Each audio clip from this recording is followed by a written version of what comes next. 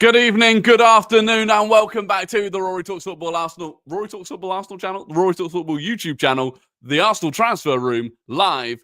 I hope you're all doing well. There's actually loads to get into today. I wasn't expecting it. We made a video earlier on Konstantinos Karetsas. Go and check that out after this if you've not already. We're going to talk more about him, and there's loads of Morgan Rogers, Matteo Tognozzi, this potential new head scout. Some stuff coming out about a left winger not being guaranteed. Victor Gyokeres or Benjamin Sesko, more updates on that. There is plenty to get into, and there are plenty of you here already. Tamina, Saka the Goat, Vivi Vlad, Emil, Jaxax, Ethan Udall, Leo Nesbitt. Good to see you. Hi, Rory. Hope your tooth is feeling better. It is. Honestly, one of those things that you take for granted is just not being in constant pain. But we are good. Hello from Cancun. Oh, I would love to be in Cancun right now. I would absolutely love to be. I hope you're doing well. Will, Sywalder, good to see you. Albert Lupi. But yeah, there is loads to get into today. A bit of an update on Jakub Kivior as well. Just some general transfer plans that we have in the pipeline. Rory, could you explain the table that you showed yesterday? Is our total budget plus sales 97 million? So I think that's the table from the video on Karetsas this morning. Now, there's actually two things on that, and people did correct me in the comments. Basically, the PSR table suggests that we can spend 97 million this month and still be within the PSR limits. So it's not even something to worry about because it's only until the end of this month anyway, but we're well within it. We could spend 97 million if we wanted to and still be fine. So yeah, and after this season drops, the 22-23 season drops off, and that was actually like a £45 million loss. So PSR-wise, we are all good. We are all good. Is Zubimendi confirmed? He's not confirmed, but he is confirmed. Like, Zubimendi is going to happen. All of the relevant documentation has been done. We are just waiting. He's on international duty, so we can't do the medical. And Real Sociedad don't want it signed off until July, again, for financial reasons, because they would rather that sale goes into next year's books. So it is done. It is done. Wouldn't Rodgers cost a lot? Yes, we're going to talk about that. We are going to talk about that. How do Chelsea have 300 mil? That's insane. Yeah, of all of the teams in the Premier League, the team that are the safest when it comes to PSR is Chelsea. Chelsea, according to the PSR rules, could spend 300 million this month and still be fine because of the loopholes that they have gone through. It's pointless. Like, PSR at this point is a completely redundant and pointless thing. And they're not closing the loophole because they failed to get the backing for that yesterday. So it is absolutely insane. Oslo Guna, good to see you. Big up the regulars in the chat. Yeah, big up the regulars. We love to see it. There's nearly 150 of you here straight off the bat. If we could run those likes up, please do. The early birds that hit the like button, you are the legends. You are the ones that massively help this channel grow. And of course, if you could subscribe if you're not already, I would be massively grateful. But look, let's kick things off because there is genuinely a lot of stuff to talk about, and I want to make sure that we get through it all. So I'm going to give you an update on Karetsas. Now, I'm not going to run through the whole Karetsas story because I've done that on a video. It's a 10, 11-minute video that I put up earlier. You can go and watch that for yourself. But the thing that I didn't run through in that video because I literally couldn't find it was the actual source of the information. And someone in the comments, I can't remember his name, so I apologize. Someone in the comments went and sourced the information themselves and translated it. So it came from ANNA, which is a Greek outlet. And within the article, it said this: the team that has not only taken a lead in acquiring Karetsas, but is now in advanced discussions with Genk to acquire him, is Mikel Arteta's Arsenal. According to a very well-informed managerial source of the Athenian Macedonian news agency from England, the Gunners are very close to an agreement with the Belgian team for a total amount that would reach 45 million euros, including some goal and appearance bonuses. The key point, however, is the fact that Arsenal intend to leave Karetsas on loan at Genk for a year after signing him, in order to have the space to get even more games under his feet and join their roster much more ready in the summer of 2026. So that is word for word what the article says. And as I explained in the other video, you can believe that, you cannot believe it. Personally, I would be incredibly surprised if it was true. but the information is out there. So make of that what you will. Why do top players still want to go to United or Spurs? I don't get it. They don't want to go to Spurs. They don't want to go to Spurs. Johnny Cardoso's joining Atletico Madrid, having basically like there was some weird deal where he was basically meant to go to Spurs. And if he didn't go, and if he was meant to go to Spurs, and then he could not go to Spurs, but Spurs would get like 30% of the money that Betis made. And then he actively said he doesn't want to go to Spurs, and now he's gone to Atletico Madrid. Sane has rejected Spurs apparently as well, or ruled himself out of going there. So, yeah, and then with Man United, money, money, money. It's all about money. We're actually going to talk about that because something has come out about Victor Gyokeres and Manchester United today. But yeah, that's the update on Caretsas. The next update is on a gentleman called Matteo Tognozzi. Matteo Tognozzi. Fabrizio Romano put this out today. Arsenal are in advanced talks with former Juventus head of scouting, Matteo Tognozzi, to be part of a team under Andrea Berta. By the way, if there is anyone that speaks Italian here, am I pronouncing that right? Like, written down, it's Tognozzi, but I don't know if that's right. Tognozzi is accredited with the signings of Matthias Sule, Dean Huijsen, and Kenan Yildiz, among others. And he really does have a reputation that precedes him. A lot of people talking really, really highly of this guy and the work that he has done at Juventus previously. Ben Mattinson, who I'm a huge fan of. If you don't follow Ben Mattinson on Twitter, you should follow Ben Mattinson on Twitter, and we're actually going to use one of his threads later on. But he was speaking on this. He said Tognozzi was head of scouting at Juve and had a big part in the signings of Huijsen, Yildiz, Sule, Barrenechea, Eiling Jr., De Winter. Juve's youth recruitment from worldwide academies in South America, across Europe, local around Italy, was really, really good under Tognozzi. In 2023, he also sold Samu Omarodion from Granada to Atletico, where Berta signed him. So they have definitely crossed paths recently. So there you go. The NG in Italian is like in Spanish. Yeah, but it's GN, not NG, if that makes sense. It's Tognozzi, not Tognozzi. Or maybe it is. Maybe I am meant to be saying... Oh, no, it's GN. Am I meant to be saying... Yeah. Am I meant to be saying Tognozzi? The thing is, I sound like a bit of a fraud. And, you know, Matteo Tognozzi. I can do it. Tognozzi.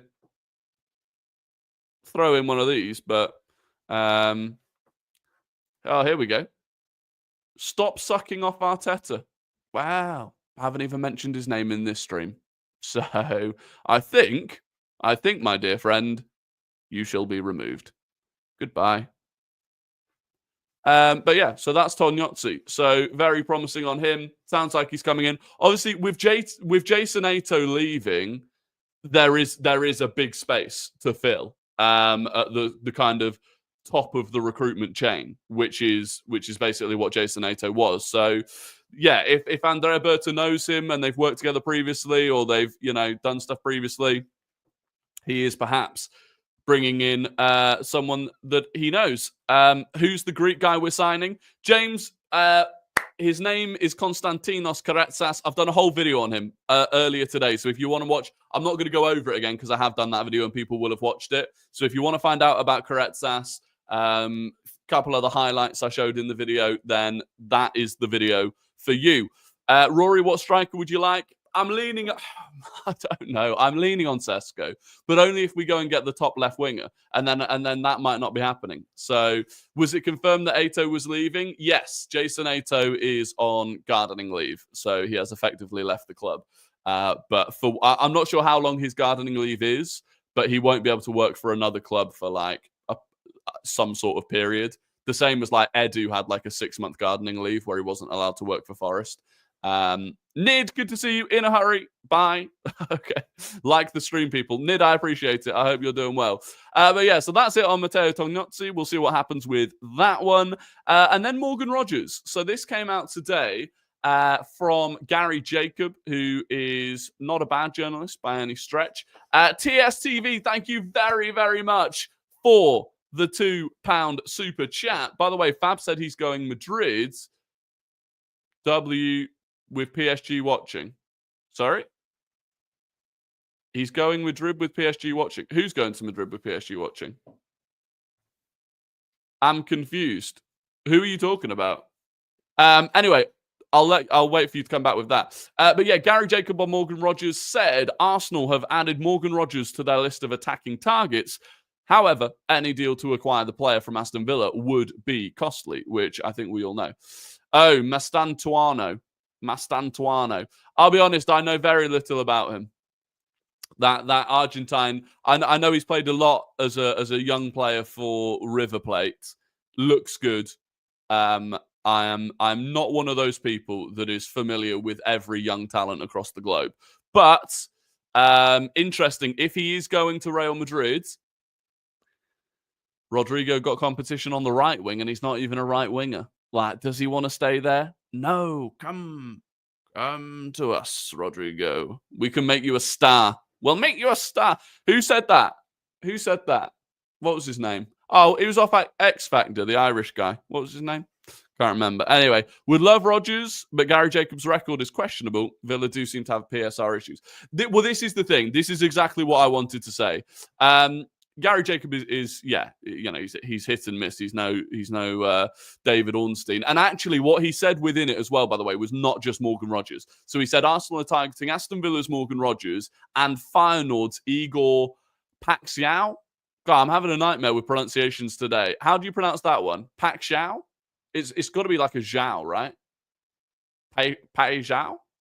Anyway, we're targeting both of them, and Paxiao will be a lot cheaper. Louis Walsh is the I'll make you a star. No, that's awful. Yeah, so Paxiao would be the far cheaper of the two of them. That said, Villa do have big PSR issues, which we all know about. They are effectively the only team that's kind of in the red when it comes to their PSR problems. And that has two consequences. One, yes, Morgan Rogers could be available if they wanted to make a massive sale. But two, every Aston Villa player is going to get linked to every big club because people know that they're going to need to sell. So it's one of those. The X is probably a Pajau. It's Pajau, like treasure. Pajau. I quite like that. Every time he scores. Pajau.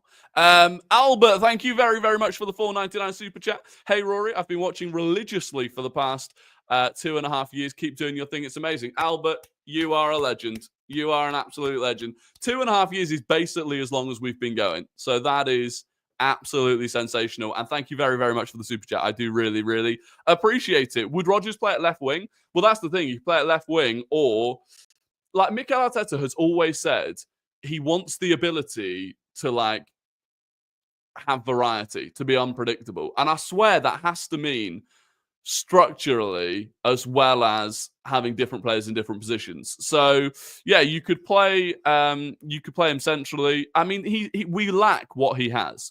We lack, other than like Declan Rice, who's not the same and plays far deeper, and Saka, I would say, off the right, but we never really let him come central.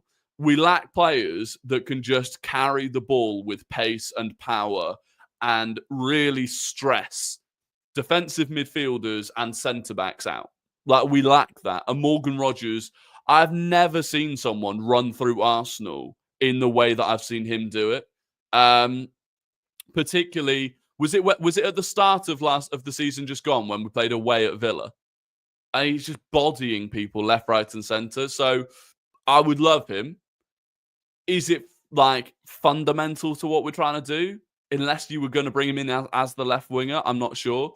And then I wanted to bring up this. So this is Igor Pajau, and I'm going to bring it up actually. So by the way, credit to let me just bring this up. Credit to Ben Mattinson, because we're actually just going to have a quick look at his thread.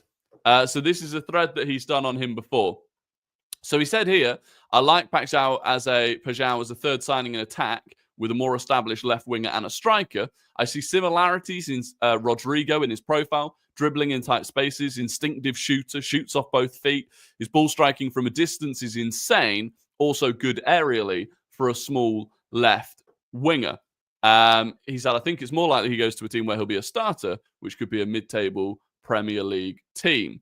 And this is some of the stuff that he said about him previously, or he said 2 standout players. Whenever I watch Feyenoord, they constantly put in 7 out of 10 performances. And that was over a year ago. So, yeah, an interesting one. An interesting one indeed. One that we will no doubt revisit at some point if it happens, and do a bit more of a greenery check. Gyokeres is not a left winger. No, Gyokeres does not play on the left wing unless you're playing FIFA. He is a left wing on FIFA, but that is it. What's your thoughts on the 20 players that we let go for free? It feels like our loan system. It feels if our loan system was better, we could have made some money on a few of them. Yeah, I do. I look at players like Salah Eddinu Labmahand. Definitely feel like that's a player that is good enough to command a fee. I know he had issues with injuries, but when he's played, he's been very good. There's undoubtedly there are players. And the thing is, you can look at it and go like, what's £1 million or 500 grand or whatever. But you start adding those up, you start adding up £1 million here with a 40% salon fee that ends up being, I don't know, 5 million down. Like, these are all little bits that can add up, and we don't take advantage of that in the way that other clubs do. So you end up in this situation where it's like, you've got 20 players walking out the door completely for free, and it could be better than that. Do you think in the new season, or maybe next season, we will see a HLM midfielder of MLS as the 6, Dauman as the 8, with Waneri as the 10 in a Carabao Cup lower league game? I mean, we could. How cool would that be? How cool would that be? An MLS Dauman Waneri midfield. Maybe. I don't know if Arteta would let them take that responsibility on. But maybe. Already told him to start. Probably a bot. Who's a bot? Marvo. What's your ideal summer? Marvo, there is a whole video. It is titled My Dream Arsenal 25-26 Squad. It covers my entire summer wish list of purchases, of sales, and all of the rest of it. It's a great video, if I do say so myself. So, Marvo, go and check out that video, because there's no point me spending another 15 minutes talking about it on here. Do you give Max Dauman first team football next season? Yes, I do. There's no harm in it. There's no harm in bringing him on not even bringing him on, giving him game time in the Carabao Cup. Like, that's what it's there for. Give him game time in the Carabao Cup. We need to keep hold of him. We need to do everything we can to keep hold of him. But what is your ideal, not your dream? Are they not the same? Will we see more Serie A players coming to Arsenal, I wonder? Yeah, look, I think Serie A, South American. Ironically, despite the fact that we had Edu, for however long we had Edu, and the only Brazilian youngster he managed to bring in was Marquinhos, who somehow we ended up barely making a loss on. I don't know. Maybe we do. It sounds like he's got good connections in South America, this Tognozzi guy. So maybe. Does the PSR table mean that we could only spend 100 million and then have to spend by only selling? No, Aswad, because that table is for this month. So we could spend that this month and be fine. And then we go at the start of July, you then go into the next 3-year and a 45 million loss drops off. So no, we can spend more of that, just not this month.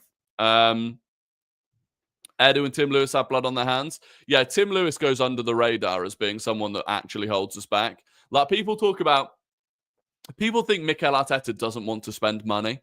It's one of the most confusing things I see, is this idea that Mikel Arteta is the one that's saying, nah, don't want to spend that. Any manager ever will spend as much as they possibly can, realistically. Tim Lewis is the lawyer type that is basically Like, some would say sensible, some would say a chicken. So, Antonio Esperanza, thank you very, very much for the $4.99 super chat. As far as selling this summer, in your opinion, who gets sold and for how much? I think we should sell high on White. Right now, he looks cooked. Interesting. I would not sell Ben White, mainly because we don't have any other right backs other than Timber. So I wouldn't sell Ben White personally. Unfortunately, we can't sell Tomiyasu or Gabriel Jesus this summer. Doesn't look like Jakub Kiwior is going to go. In fact, whilst we're on the topic, this came out from Isan Khan today in the Mail about Jakub Kiwior. He said the fact that Arsenal were monitoring the situation of Dean Huijsen, who was signed for Real Madrid, shows that the defence is an area of interest. However, it is not a pressing concern because Jakub Kiwior is expected to stay. Kiwior was earmarked for an exit earlier in the campaign. However, his displays in the last couple of months, deputising for the injured Gabriel Magalhaes, have given the hierarchy a rethink. So it does sound like Kiwior's going to stay. Now, that's probably a 25, 30 million pound player that we could have sold, but we're not going to. I would sell Zinchenko. And that's really it. Well, no, it's not it. I would still sell one of Trossard or Martinelli. I would. And it would probably be Trossard to help fund the left winger. If you bring in a left winger, I don't think you need the left winger and Trossard and Martinelli, to be honest. So that's one that I would sell. Reece Nelson, I would sell. Sambi Lokonga, I would sell. Fabio Vieira, I'm on the fence, probably keep. And I think that's it. That's it, I think. So there you go. Wilsey, thank you very, very much for being a member for 14 months. And again, Antonio, thank you very much for the $4.99. Does Tognozzi start right away? Good question. Is he currently at a club? Let me find out if he's currently at a club. Because that is a good question. I would imagine he could start straight away. Matteo Tognozzi. He is currently no, so he was the sporting director at Granada, and he was no longer the sporting director at Granada after February the 7th. So I would assume that means he's good to go, to be honest with you. When it's not like a top dog, normally they don't mind as much. There won't be much gardening leave anyway. No more goalkeepers, please. We're fine with Hayne and Setford as backups. Yeah, I'm all right with Hayne and Setford at the moment, to be fair. Did you see all the Spurs fans thinking Vinay's going to lead them to glory?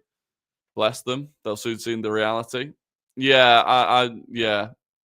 I don't know what to expect. Apparently, there's a lot of a shake-up. To be honest, they're having a bit of a stinker at Spurs at the moment. Like, everyone else is moving forward. They don't even know who their manager is going to be next season, which is kind of crazy.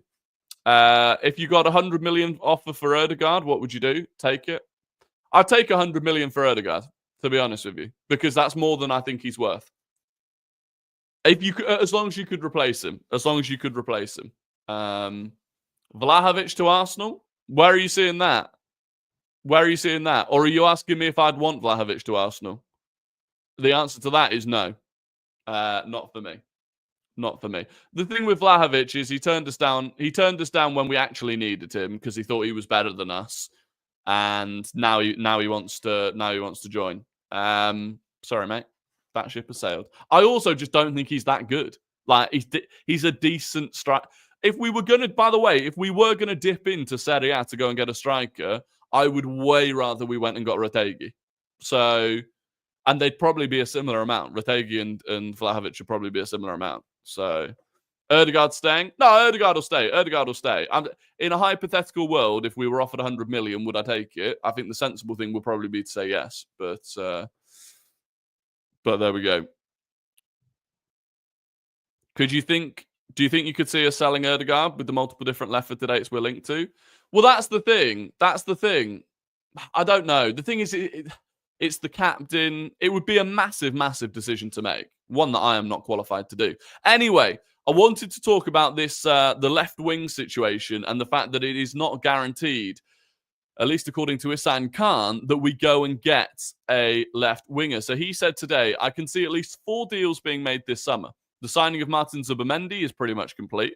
After that, it's a striker, a backup goalkeeper, and then possibly a young left winger or defender who can fill in at the back. Signing a left winger is a desire, but it is not a certainty. It will likely depend on the cost of the striker that they sign. One option could be to sign a developing youngster. And I have seen from other sources as well that there is a feeling if we go for Benjamin Sesko, we will not be able to spend big on a left winger. Now, I think we can. PSR is not limiting us. So at that point, the Cronkies are the ones limiting us. If you're saying we can only afford to go and spend, what would it be? Zubimendi's 50, Sesko's like 80. What, 130 million? Plus maybe a little bit then for a developing youngster. Like, how are we that? We can spend more than that. It would just mean the Cronkies digging into their pockets. So that's up to them, whether or not they want to do it. I don't know. I would rather we went and got Rodrigo. So could you see a summer where our only attacking players signed a Sesko and Gyokeres? No. That there is no world in which I think we sign Benjamin Sesko and Victor Gyokeres. The reason that we are talking to both of them, and there is something on this here. Yeah, this came from Gary Jacob, and it's worth listening to. The reason that we are progressing with both Sesko and Gyokeres is not because we want to sign both of them. It is because, whilst Arsenal's rivals have been quick to strengthen this month, Andrea Berta likes to negotiate several deals for the same position at the same time before deciding which of them to activate.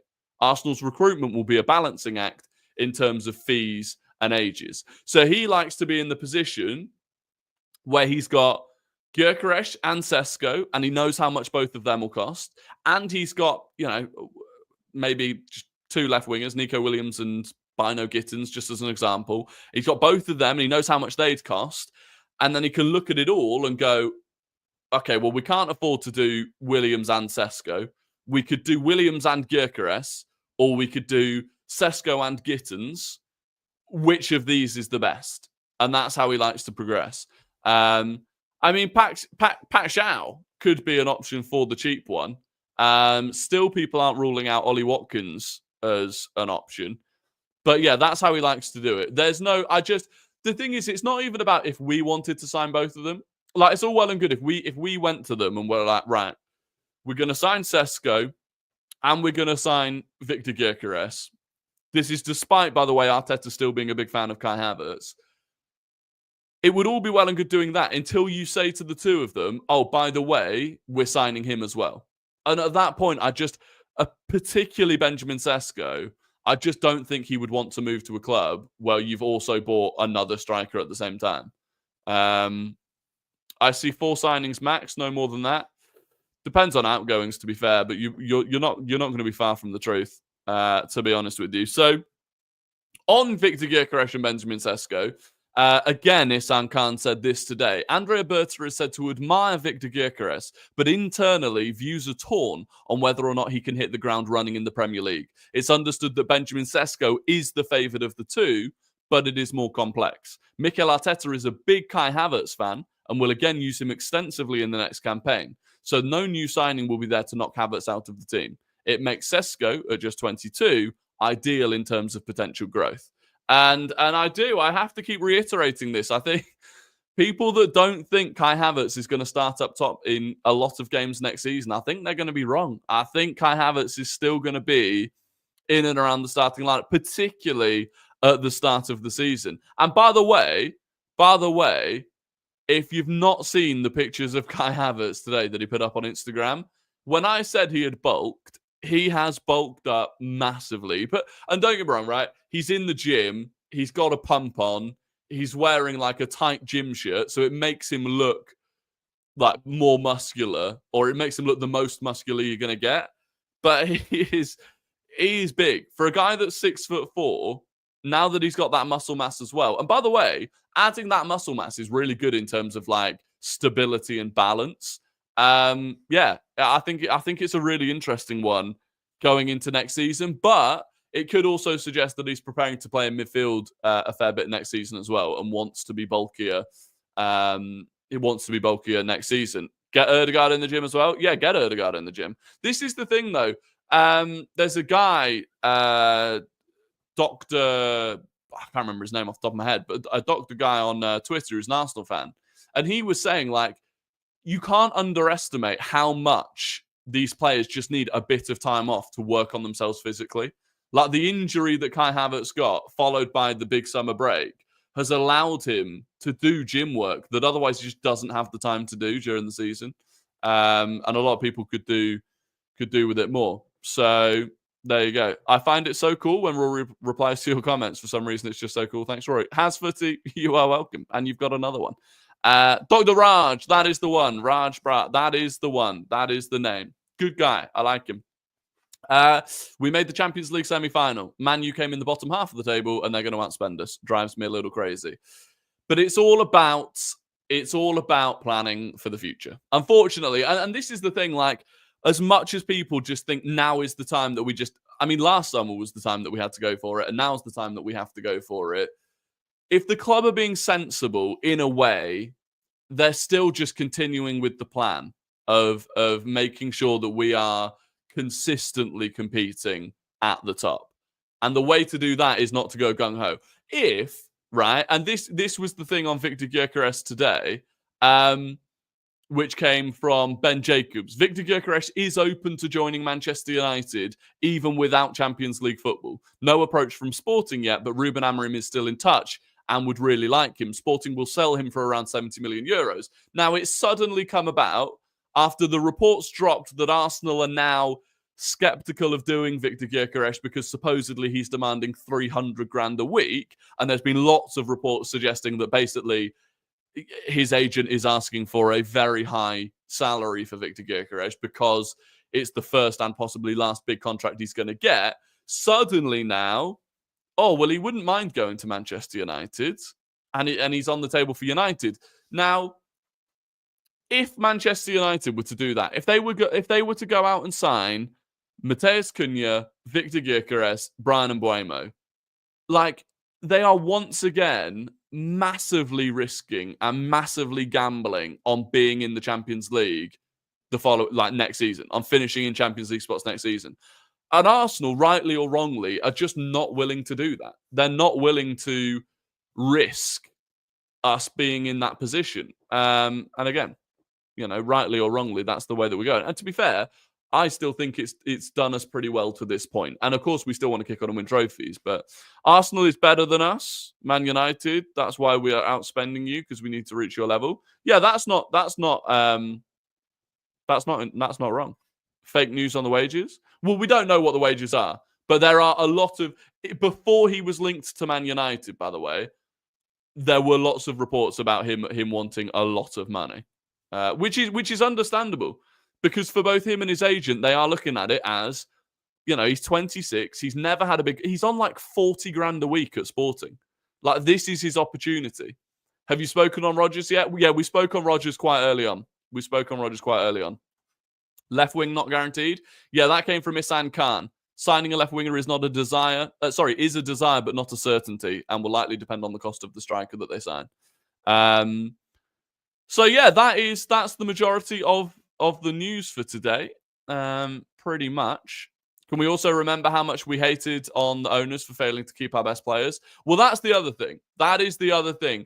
Gabriel Magalhaes, very close now to signing a new contract. We've progressed well with Bukayo Saka's new contract, Mars Lewis-Skelly's new contract. Like, there is a balancing act. And when you look at the numbers, by the way, and you look at how much you can spend, it does make a big difference that Saka's probably going to be earning an extra 100 grand a week on his new deal. Gabriel Magalhaes probably the same. William Saliba probably the same. Like, we are going to be spending a lot more on player wages than we have done previously to keep our top players. So you have to factor that in. Hato screams timber regen. He would be a great backup with Skelly. We can't afford to rely entirely on Skelly for a whole season and risk injury. Calafiori deserves his chance to play at centre-back. Yeah, I don't disagree. If you bought in Hato, it massively frees up Mars Lewis-Skelly to play in midfield, which ultimately is where I want him to be. But I guess we'll wait and see. Again, it's like it's not crucial. Has there been any word on Saliba's extension? Not so far, I don't think. The last thing we really had was his own interviews, where he basically said he's very happy at Arsenal. But I don't think we've actually progressed yet, to be honest. Do you see all our top players in contract talks signing and committing to us, or do you see any wanting to go? I see them committing. To be honest. The only worrying one probably is Saliba. But I think he'll do it. Well, Martinelli is the other one, by the way, where he's got 2 years left on his deal. Martinelli has the same time left on his deal as Saka, Saliba, Gabriel Magalhaes. We're working on their deals. We're not working on a deal for Martinelli as it stands, which I do think you need to just keep in the back of your mind when it comes to potentially making a big sale this summer. Because there's a reason that we aren't quite working on a contract for him yet. A bit like Luis Diaz's situation at Liverpool. So that is one to just keep on the back burner.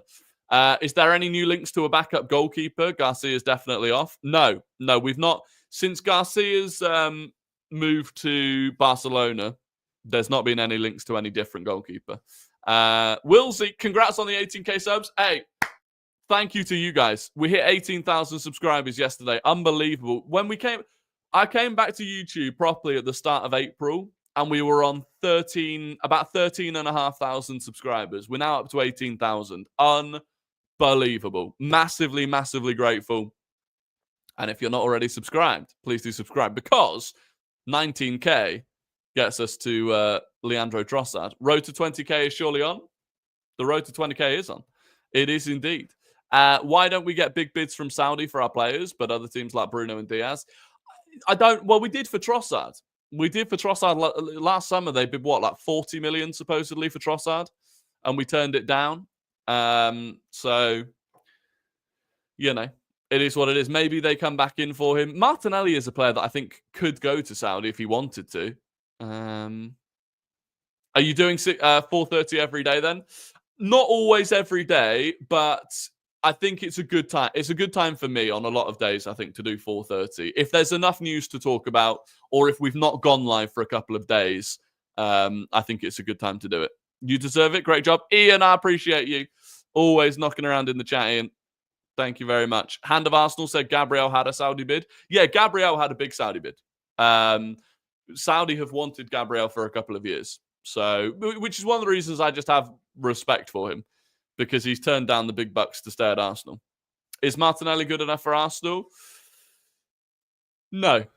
If I'm brutally honest, I love Gabby. I think his work rate is immense, and there's a lot of things that he gives to the team that other wingers might not.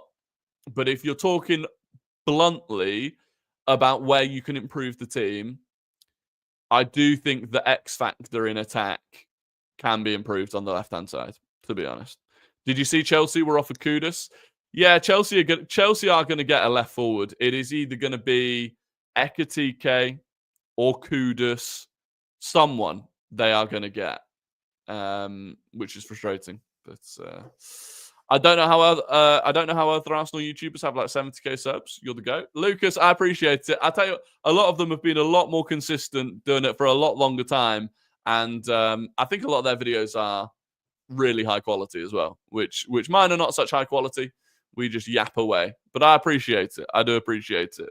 450 in the stream. Come on, like the vid. Yeah, if you could like it as well, I would be grateful. Martinelli is good enough, but we need that 22, 23 output. And if it doesn't happen, time to improve. So here's my issue with the 22-23 stance, right? Because his output in 22-23 was good enough.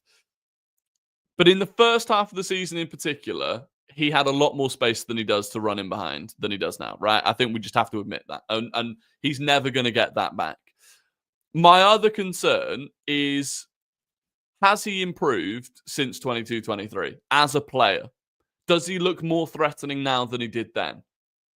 And I don't think the answer to that is yes. And that makes me worry as to why would he improve next year when he's not really, I don't think, improved in the last 2 years in the way that a lot of our other players have. You know, I think Bukayo Saka has hugely improved even since 2 years ago. And that's just where I have a little bit of a concern. He is still 23. He is. How long do you give it? You know, because I felt like going into this season, we had kind of said similar things. And I like him as a player and I like him as a person. It's just if we're being ruthless, I think that's the position. Like if you can upgrade to a Rodrigo, I mean that's a huge upgrade in my opinion. What happened to Kudus? No one's linked to him now. Well, West Ham were pricing people out, so he moved to West Ham for I think it was like 35 million off the top of my head when he moved to West Ham, and immediately, obviously, he hit the ground running at West Ham, and I think they immediately slapped like an 80 million pound price tag on him, and he's probably not done enough in the last 12 months to warrant an 80 million pound price tag, to be honest. So I think that's the situation that he's in. I still want a new left winger, Rodrigo 100%. Don't think it's time to give up on Nelly yet. In a dream world, I would keep Martinelli, bring in the new left winger, and move on Trossard. That would be my dream world.